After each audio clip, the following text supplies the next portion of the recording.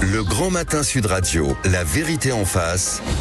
Jean-François Achilly. La France de nouveau plongée dans une crise politique majeure. 9 points après, c'est le jour sans fin. Après la chute de François Bayrou ce matin, qui pour lui succéder à Matignon et pour y appliquer quel programme au juste. Invité ce matin, bonjour à vous et bienvenue Céline Hervieux. Bonjour. Députée PS, députée socialiste de Paris. Également présent dans ce studio, Yohann Gillet, bonjour. Bonjour. Vous êtes député RN du Gard, à cheval entre Beaucaire et Nîmes, une partie de Nîmes, et porte-parole du Rassemblement national. Vous connaissez le principe, comme chaque matin, 0826 300 300, vous nous appelez, vous réagissez, vous témoignez également, et nous vous répondons. Céline Hervieux, je commence par vous. Et maintenant, que fait-on après ce qui est peut-être sans doute un nouveau... Franchement, c'est un désastre politique, ce qui se passe en ce moment. Ah oui, je vous le fais pas dire, c'est un désastre politique et malheureusement, j'ai l'impression que les Français vont finir par devoir s'habituer à désastre sur désastre. Et en réalité, depuis que Macron est au pouvoir, et en particulier dans la dernière année qu'on vient de vivre, c'est une incertitude permanente, c'est un bordel permanent, pardon d'employer ce terme. Un bordel, vous dites. Ah oui, non mais ce à quoi on a assisté, si vous voulez, hier, où l'ancien Premier ministre nous a fait un réquisitoire contre sa propre politique pendant 45 minutes, sans à un seul moment reconnaître une forme de responsabilité dans la situation de la crise politique, démocratique, financière dans laquelle nous sommes. Il y a un moment donné où finalement, s'il n'y avait pas tant d'incertitudes liées à ce départ, ce serait presque un soulagement, le départ de François Bayrou. Yohann Gillet, là-dessus, vous partagez le point de vue de Céline Hervieux, c'est le bordel, pardon, je vous cite. Hein. Bon, c'est un mot de la langue française. Je vous en prie, écoutez, honnêtement, c'est ce qu'on ressent, je pense, la plupart d'entre nous. C'est très bien, c'est du parler vrai sur Sud Radio. Alors, nous sommes dans une crise institutionnelle, une crise politique, c'est clair. Je partage effectivement le point de vue de ma collègue socialiste sur la situation du pays. Et je dis oui, effectivement, le Premier ministre n'a pas reconnu ses torts ni sa responsabilité, mais je constate que ma collègue socialiste non plus ne semble pas reconnaître la responsabilité de la gauche, des socialistes, sur la situation que nous vivons aujourd'hui dans notre pays, tant budgétairement, 1300 milliards d'euros de dettes supplémentaire depuis qu'Emmanuel Macron est président de la République. Emmanuel Macron qui a été élu grâce notamment aux socialistes, mais aussi aux insoumis, et en 2017 et en 2022. Il faut rappeler qu'ils ont appelé à voter pour Emmanuel Macron, et puis ils ont également été, la gauche, aux responsabilités. Et la dette n'a fait que enfler quand la gauche était également au pouvoir. Donc la vérité, c'est qu'ils sont tous responsables. DLR, ALFI, en passant par les macronistes, ils sont tous responsables de la situation actuelle que nous vivons, budgétairement, sur l'insécurité, sur la submersion migratoire, sur la crise sociale, sur le pouvoir d'achat. Céline Hervieux, là-dessus, je reprends les mots de François Bayrou, basons-nous là-dessus hier dans l'hémicycle, lors de son discours de politique générale, 51 ans en déficit, donc sous-entendu, droite et gauche confondues, ça part de François Mitterrand, grosso modo, y compris d'ailleurs François Bayrou lui-même, qui a appartenu à une époque à une certaine majorité. Est-ce que ce n'est pas finalement un bilan commun? Est-ce qu'il n'y aurait pas peut-être maintenant la nécessité de dépasser, vous savez, le rétroviseur et d'essayer de trouver des solutions en commun? Alors oui, vous avez raison de ce point de vue. Simplement, je voudrais rappeler que la dette a moins augmenté. Il y a des graphiques qui le montrent quand la gauche est au pouvoir, mais c'était simplement un élément que je voulais rappeler ici. Après, vous avez raison. Dans le fond, on est arrivé à des montants tellement incommensurables de dette que, si vous voulez, ça ne représente. On a du mal à se représenter en réalité ce que ça veut dire. Alors moi, ce que j'ai beaucoup entendu hier dans la bouche de l'ancien Premier ministre, c'est le poids sur les générations futures. Et ça, moi, je suis prête, on est prêt à l'entendre. Je pense que, en fait, le constat sur la dérive des finances publiques et le déficit qui a explosé et la dette qui a explosé, je pense que tout le monde en a conscience. Tout le monde partage ce constat. La question, c'est comment on résout cette situation. Presque et là, il y a les chemins. Si je peux me permettre, et là, LFI ne le reconnaît pas. Bah écoutez, en tout cas, au Parti socialiste, c'est le cas. Et d'ailleurs, on a proposé un contre-budget en expliquant qu'il y avait des alternatives à l'austérité qui nous était proposée par François Bayrou, avec 44 milliards d'euros d'économies qui nous envoyaient directement dans le mur de la récession, avec une hausse du chômage. Et comment voulez-vous que les jeunes aient confiance dans l'avenir quand on leur promet toujours plus de caisses des services publics et sans remettre à un seul moment en cause la question de la justice fiscale, par exemple, dans ce pays? Vous faites, Céline Hervieux, et je vous donne la parole, Yohann Gillet, vous faites le constat également de la dette, parce qu'effectivement, Jean-Luc Mélenchon, hier, disait encore qu'il n'y avait pas de dette, grosso modo, que c'était une espèce de fantasme et de façon de faire peur aux Français. En fait, le problème, c'est pas le problème d'avoir de la dette en soi qui pose question, c'est quand vous avez la majorité de la charge, et puis qui est tenue par les étrangers. Donc c'est vrai que vous perdez de votre souveraineté. Donc l'idée n'est pas d'avoir une dette qui continue toujours plus loin. Mais après, par exemple, la politique du quoi qu'il en coûte d'Emmanuel Macron, il faut reconnaître que ils étaient assez peu nombreux, ceux qui, à ce moment-là, expliquaient qu'il fallait laisser tomber les gens en rase campagne sans les aider, y compris les commerçants, tous ceux qui bossaient et qui ont dû s'arrêter avec la crise sanitaire. Donc il y a des moments où l'État-providence, oui, doit être là, doit investir. Et quand on est dans une situation où les gens ont du mal, avec un pouvoir d'achat qui diminue, à remplir le panier de courses, etc., à se loger, à rénover leurs bâtiments et leurs appartements, leurs maisons, eh bien, il y a un moment donné où il faut aussi ne pas couper complètement la croissance et investir aussi dans nos services publics. C'est ce qui relance la consommation. C'est là que le Parti socialiste dit attention, on peut faire des économies. La bonne et la mauvaise dette, quoi, en quelque sorte. Exactement. Celle de l'investissement ou celle qui permet de financer un modèle qui est un peu à bout de souffle quand même. Voilà, mais sans asphyxier votre économie. Yohann Gillet, là-dessus, quand il y a eu le quoi qu'il en coûte, il n'y avait personne pour dire attention, c'est très bien, mais à un moment donné, il faut qu'on ferme le robinet dans cette histoire. Non, mais le quoi qu'il en coûte, c'est la mauvaise excuse, parce que la crise du Covid que nous avons connue, en réalité, pèse pas grand-chose sur la dette publique aujourd'hui. Sur les 1300 milliards d'euros de dette supplémentaire depuis qu'Emmanuel Macron est président de la République, la crise Covid, c'est 200-300 milliards d'euros de dette maximum. Donc on est très loin du compte. Donc il ne faut pas mettre tout sur le dos des crises successives. La réalité, c'est que s'il y a autant de dettes aujourd'hui, c'est dû à une mauvaise gestion et un manque de stratégie. Et je rappelle quand même que les recettes du passé, si on les applique encore aujourd'hui avec les macronistes, avec la gauche, eh bien nous aurons exactement les mêmes effets. Ce dont la France a besoin aujourd'hui, c'est d'une grande alternance avec une politique radicalement différente et budgétairement avec des économies sur le train de vie de l'État. Je rappelle ce que nous proposons nous au Rassemblement national, c'est des économies concrètes, réelles et importantes sur la submersion migratoire que nous connaissons. Si nous arrêtons de verser des prestations sociales aux étrangers, par exemple, en les réservant aux Français ou aux étrangers en situation légale, on n'est pas sur des dizaines de milliards d'euros là-dessus. 5 ans, on est à 15 ou 20 milliards d'euros. Ensuite, il y a un travail à faire également sur les agences d'État. Il y en a 1200, 1500, ça dépend des chiffres. Eh bien, ça coûte 80 milliards d'euros chaque année. Il y a beaucoup d'économies à faire là-dessus. Puis il faut aussi se poser la question des strates administratives. Est-il nécessaire, par exemple, de conserver aujourd'hui autant de strates avec, par exemple, des conseils régionaux? Est-ce qu'on ne peut pas imaginer, par exemple, la fusion des conseils régionaux avec les conseils départementaux? Les conseils départementaux pourraient très bien gérer les compétences des conseils régionaux et nous pourrions faire des économies. Dans ma région tenue par une socialiste, Madame Delga, par exemple, la fusion des deux régions, des deux anciennes régions, c'est 57% d'augmentation du budget de fonctionnement. Elle n'y est pour rien, c'est pas sa décision.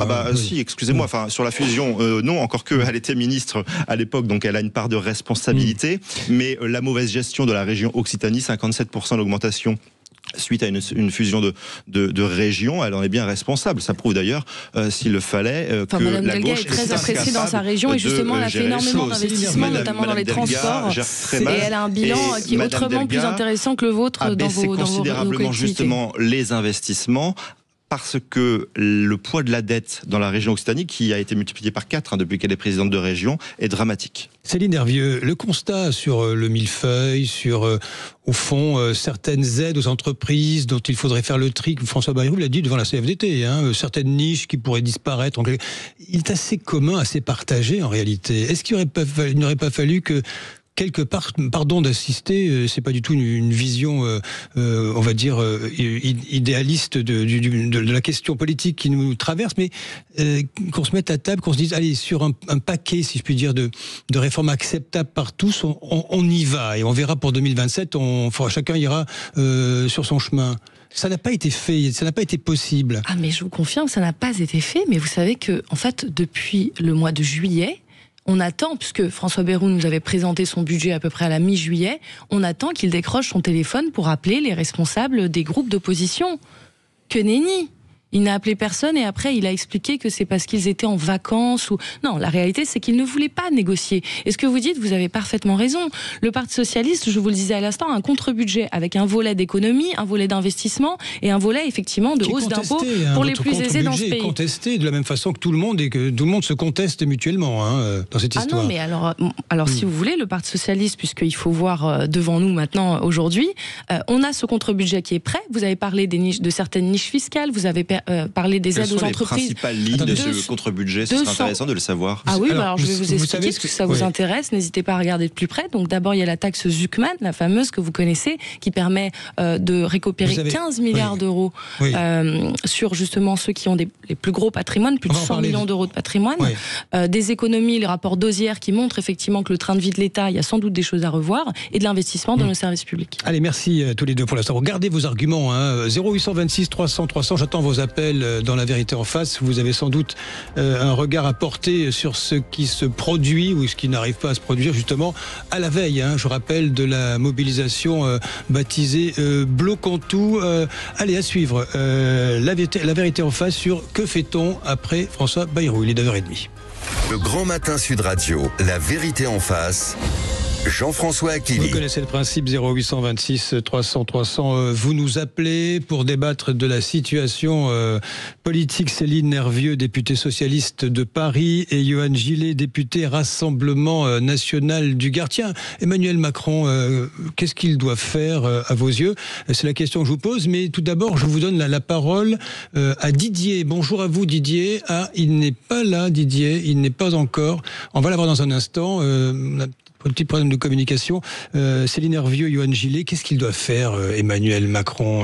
Deux options s'offrent au c'est Johan Gillet qui prend la parole, oui. Deux options s'offrent au président de la République. Aujourd'hui, soit il démissionne, soit il dissout l'Assemblée nationale. Il est important que Emmanuel Macron puisse redonner la parole au peuple français pour que les Français puissent se réexprimer et puissent décider de leur avenir. Je le rappelle, il y a un peu plus d'un an, en juillet 2024, il y a eu une dissolution, les Français ont pu s'exprimer, mais il y a eu une alliance contre nature à l'entre-deux tours des élections législatives, allant des Insoumis jusqu'au LR en passant par les socialistes et les macronistes, pour empêcher le Rassemblement national d'accéder à Matignon. Ouais. Aujourd'hui, je crois que les Français ont compris que c'était une impasse, ce que proposaient la gauche et les macronistes. Donc aujourd'hui, il faut redonner la parole au peuple français. Oui, alors moi j'ai déjà entendu ça, c'est exactement ce qu'on a voulu faire l'année dernière et ça a été une simple catastrophe. Et pour le coup, s'il y a bien un consensus dans le pays aujourd'hui, c'est que la dissolution a été une erreur. Et d'ailleurs, je crois que le président de la République lui-même, sans vouloir vraiment le reconnaître, car il ne reconnaît jamais ses torts, sait au fond de lui que ça a été une énorme bêtise. De dissolution en dissolution, il y a de moins en moins de députés socialistes. Les élections, c'est pas comme un jeu de dés que vous relancez jusqu'à ce que le résultat vous convienne en fait. Les gens se sont exprimés d'ailleurs massivement, la participation était très forte, ça a donné cette assemblée morcelée. Donc moi je pense qu'il faut respecter les échéances et les dates en fait, tout simplement, les institutions. Quand ça vous arrange, ça. Non, c'est pas quand ça nous arrange, on a des règles communes en fait. La parole aux Français. Donc on attend, il faut trouver une solution de compromis en attendant les prochaines élections présidentielles qui auront lieu en 2027. Vous dites redonner la parole aux Français, moi je vous donne la parole. Didier, bonjour. Oui, bonjour. Vous voilà, Didier, ravi de vous avoir. Vous êtes à Berne-sur-Oise, c'est dans le Val d'Oise, c'est ça Oui, c'est ça, 95. Qu'est-ce que vous dites ce matin au réveil? François Bayrou est parti. Que pensez-vous, Didier, de la situation? Qu'est-ce qu'il faut faire?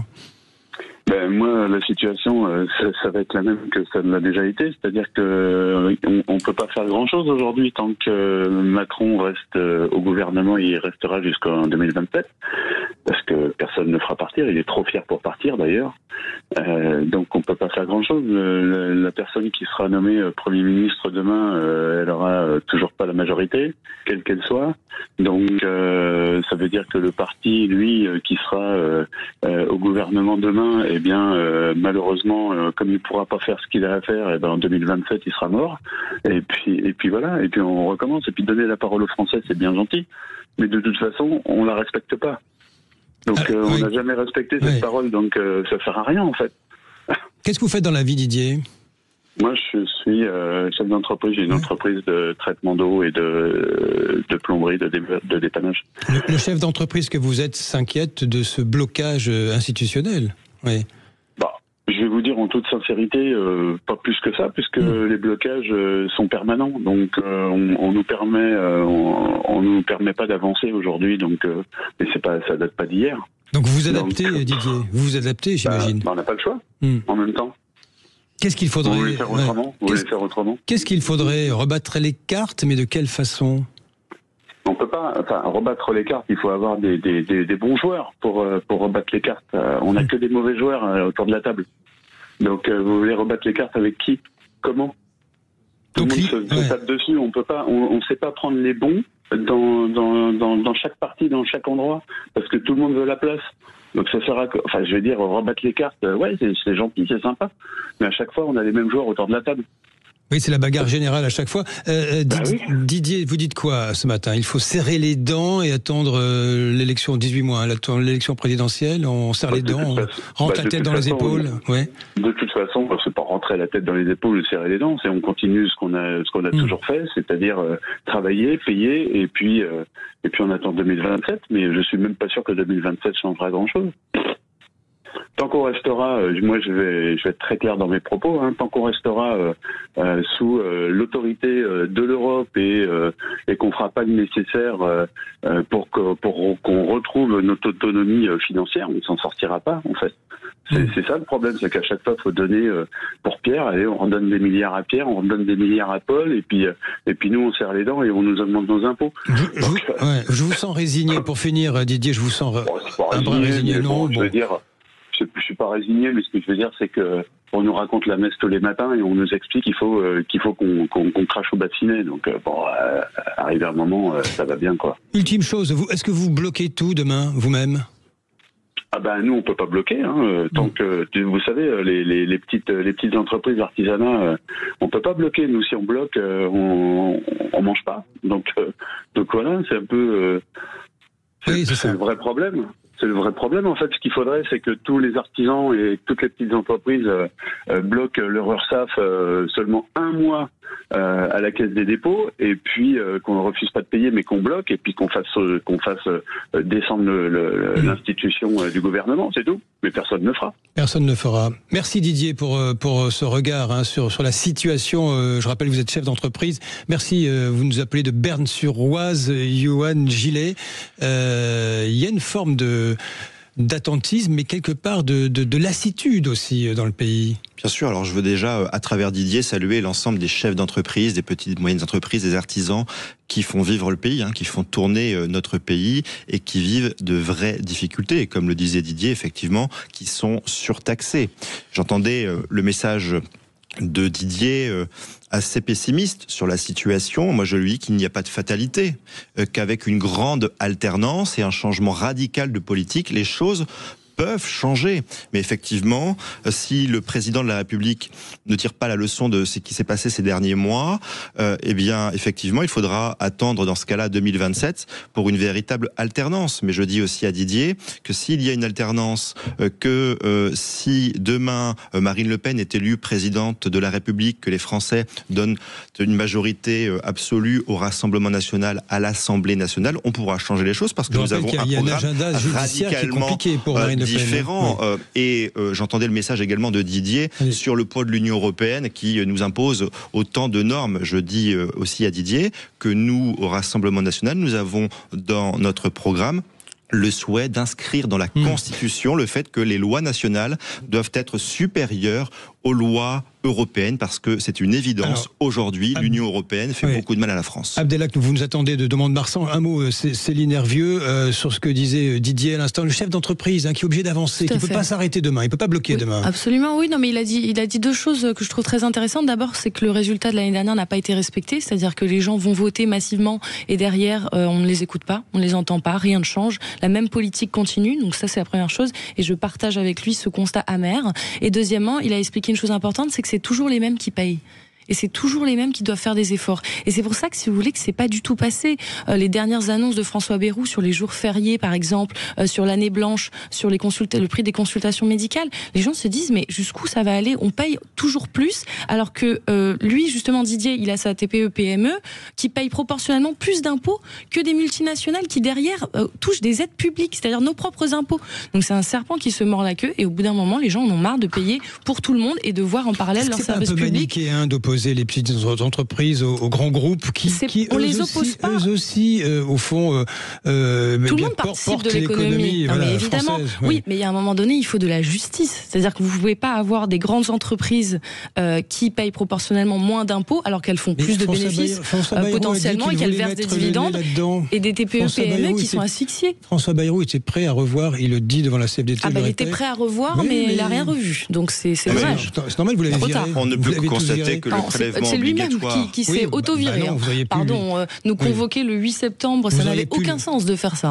On ne peut que constater que les prélèvements obligatoires qui concernent les Français ou les entreprises n'ont fait qu'augmenter ces dernières années, que ce soit sous Emmanuel Macron comme le problème, Monsieur Gillet, c'est que vous-même vous protégez les très très grandes entreprises de ce pays en dépit de la vie quand les socialistes des étaient au pouvoir, les entreprises ont terriblement souffert et les prélèvements obligatoires pour nos entreprises comme pour les Français ont terriblement augmenté. Donc à un moment donné, assumez aussi votre bilan. La vérité, c'est qu'il faut une politique radicalement différente. Je pense que les Français en sont largement conscients, et les seuls à proposer une politique radicalement différente, c'est le Rassemblement national. Je propose à Abdelhak, qui nous attend depuis Mont-de-Marsan, de patienter un petit peu. Je vous donne la parole tout de suite dans quelques minutes, dans un court instant, pour la suite de La Vérité en face. Et maintenant, qu'est-ce qu'on fait après François Bayrou? Il est 9h44 sur Sud Radio.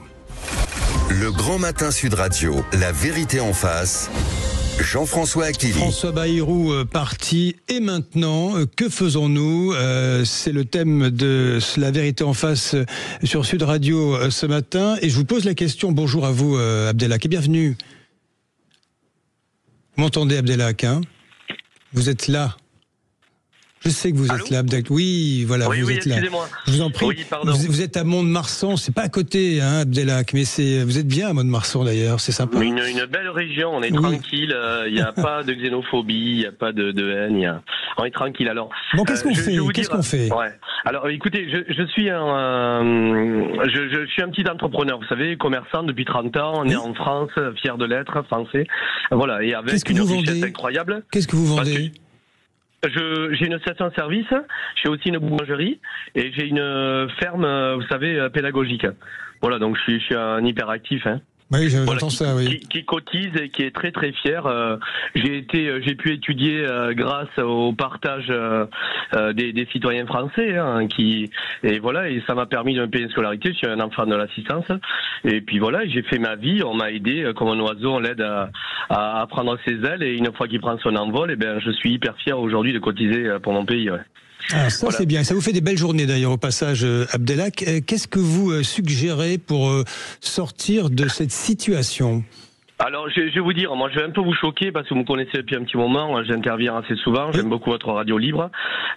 Écoutez, je vais vous dire, philosophiquement, je préférerais que ce soit un parti comme le Parti Socialiste qui passe, qui soit au Premier ministre. Ça, je parle philosophiquement et politiquement.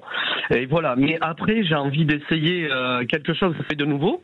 En fait, ça s'est passé, parce que l'exemple, laissez-moi juste 30 secondes, je vais vous dire. Je vous en prie. Vous savez, au Maroc, il y a le roi, il y a un très très très bon roi, le fils d'Hassan II, Mohamed VI aujourd'hui, qui un jour, avec le peuple, ils l'ont tellement gonflé, il a accepté qu'il y ait un parti qui est l'équivalent de l'extrême droite aujourd'hui, du Front National, du Rassemblement National aujourd'hui, puisqu'ils ont changé de nom, et il les a laissés pendant 7-8 ans, puisque le peuple le voulait, il disait oui, tatati, ok, il les a collés. La catastrophe qui s'est passée, c'est un pays touristique, comme vous connaissez, un pays en évolution, très jeune, et en fait, il les a laissés pendant 7-8 ans, et ça a été un merdier incroyable, même à tel point, et c'est tellement nationaliste, ce parti-là, qu'ils ont interdit d'apprendre le français dans les écoles marocaines. Ça a duré pendant 7-8 ans. Ça a créé une telle catastrophe au pays et ils se sont rendus compte, en fait, les Marocains, qu'ils avaient voté pour de la merde, quoi. Je le dis clairement. Donc c'est ça les partis nationalistes. Et aujourd'hui, je vais vous dire mon idée, c'est parce que ça me dégoûte et j'en ai marre, et puis il y a 11 millions de Français qui ont voté pour eux. J'aimerais aujourd'hui que pendant 2 ans, on ait le Rassemblement national qui est au pouvoir et qui voit que le vent que c'est. Parce qu'il n'y a pas un seul entrepreneur, même un petit entrepreneur comme moi, qui donnerait en fait les rênes de son entreprise, même pas une demi-boulangerie, à quelqu'un qui va jongler, qui va s'amuser comme ça, jongler, à brasser du vent, comme toutes les idées du Front National. Donc j'aimerais beaucoup, pendant 2 ans, parce qu'il y aura des présidentielles après, qui mettent dans les tests et qui nous montrent ce qu'ils sont capables de faire. Bon, moi je sais d'entrée, je suis un entrepreneur. On sait que ça va brasser du vent, que ça va être que des conneries. Mais j'aimerais vraiment que se pose, parce qu'ils ont une grande bouche, mais les effets derrière, il n'y a rien du tout. Et donc, si vous trouvez 2 entrepreneurs en France qui les veulent pour gérer leur petite entreprise, je vous paie le champagne. Vous restez en ligne, Abdelhak, c'est très original ce que vous proposez ce matin. Alors je résume, et vous me corrigez si j'ai mal traduit votre pensée. Idéalement, ça vous irait très bien qu'Olivier Faure s'installe à Matignon pour essayer autre chose, mais sur le mode on aura tout essayé, puisqu'il y a eu 11 millions d'électeurs au premier tour aux législatives l'année dernière après la dissolution. Vous dites, essayons un Jordan Bardella, pourquoi pas, et on verra bien ce qu'on verra, et vous êtes persuadé au fond, Abdelhak, que les Français seront confrontés à quelque chose qui ne leur plaît pas. Ça tombe bien parce que nous avons Céline Hervieux qui est une députée socialiste et Yohann Gillet qui est député Rassemblement National du Gard. Je commence par vous, Yohann Gillet, pour répondre à cette proposition assez décapante d'Abdelhak de Mont-de-Marsan. Vous en pensez quoi, vous ? On aura tout essayé, donc moi, j'ai envie de dire va pour le RN et on verra bien. J'ai envie de dire à Abdelhak, qui a visiblement des convictions fortes et différentes des miennes, que je respecte, moi, ses convictions. Mais j'ai envie de lui dire chiche. Chiche, Abdelhak, mettons le Rassemblement national au pouvoir, mettons Jordan Bardella à Matignon comme Premier ministre, et moi je vous le dis, dans 2 ans, vous serez convaincu, monsieur, que le Rassemblement national a fait du bon boulot et que nous sommes très loin des caricatures que visiblement vous imaginez. Le Rassemblement national a un programme de bon sens, un programme tant sur l'économie que sur la sécurité. Monsieur est chef d'entreprise, commerçant.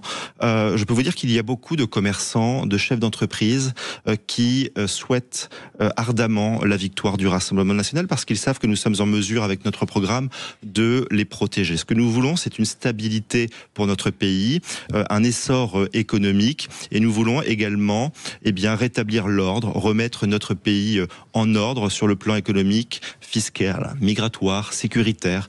Et donc, Abdelhak, chiche, mettons le Rassemblement national au pouvoir et vous verrez, vous ne serez pas déçus. Céline Hervieux, la proposition décapante d'Abdelhak de Mont-de-Marsan, vous en dites quoi ce matin, vous qui êtes au Parti Socialiste, je rappelle? Oui, eh bien, je peux la comprendre, mais je ne la partage pas, parce que je pense que on ne peut pas juste essayer le Rassemblement national. Moi, je suis franco-brésilienne et j'ai vu, alors je compare pas, les histoires politiques sont différentes, mais j'ai vu dans mon pays, mon autre pays, ce que c'était que l'extrême droite qui arrive au pouvoir.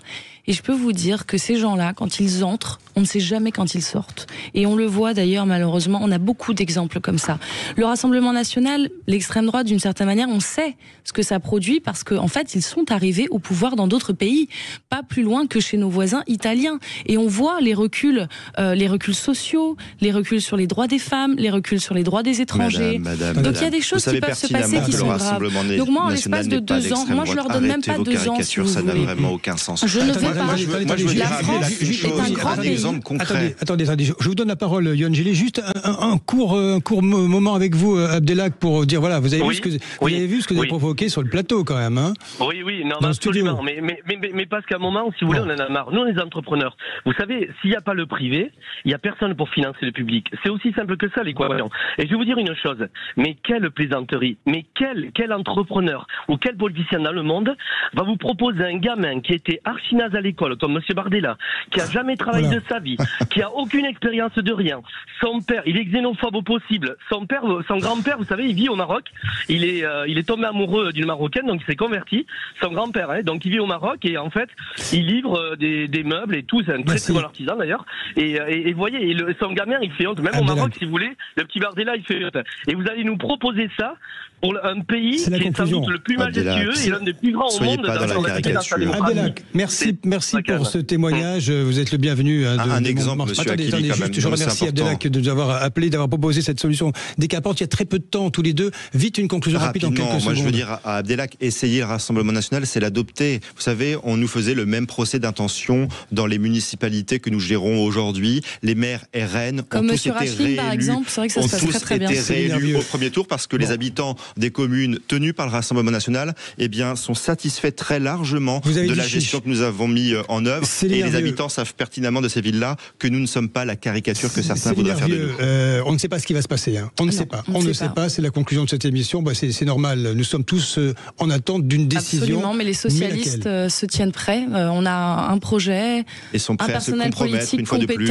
une vision et même une méthode. Matignon pour faire alliance encore une fois avec Emmanuel Macron. La crédibilité, elle est du côté du Parti socialiste aujourd'hui. Merci en tous les cas. Merci à tous les deux pour votre franchise d'être venus vous confronter ce matin alors que nous ne savons pas ce qui va se produire. Céline Hervieux, députée socialiste de Paris, Yohann Gillet, député RN du Gard et porte-parole du Rassemblement national. Merci pour votre franc-parler. Et j'ai le plaisir de vous accueillir, Valérie Expert, pour le programme de ce qui va suivre. Écoutez le programme, cher Jean-François, vous l'imaginez aisément. Nous allons revenir sur cette super trempe, pour reprendre ce titre de Libération. Aujourd'hui, super trempe, TREMPE pour Bayrou, et maintenant tous candidats à Matignon. C'est un peu la question qu'on va se poser. Et puis la dissolution, évidemment, qui est sur la table. Voilà, tous ces sujets au 0826 300 300. Peut-être qu'il y aura la solution avec vous, Valérie, on ne sait pas. Peut-être, mettons-nous d'accord. Et puis à 11h30, Mercotte sera avec nous. Mercotte, vous connaissez Mercotte ? Non. Pâtissière qui a été l'une des figures du meilleur pâtissier sur M6. Oui, absolument. Et elle quitte le programme, elle viendra nous expliquer, nous raconter ses années de télévision. À avec tout de suite. Gilles Gansman. Absolument, avec Gilles Gansman. Sud Radio.